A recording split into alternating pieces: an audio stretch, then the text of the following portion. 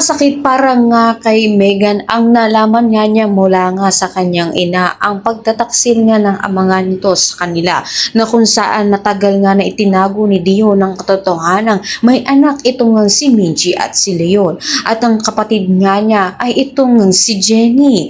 Ito nga ay malaki nga dagok sa kanya ito kung paano nga niya ito maitatago kay Jenny ngayon nga malapit na nga siya at naayos na nga sana ang kanilang relasyon bilang magkaibigan.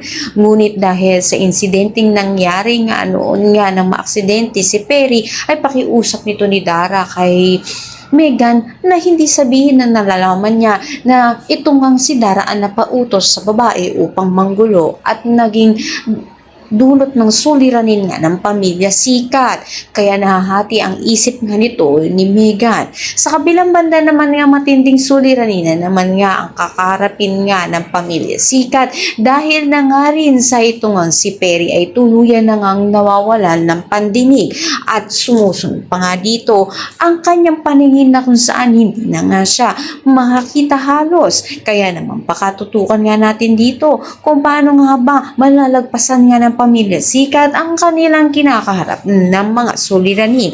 Ang lahat ng yan abangan natin. Maraming salamat sa iyong panood.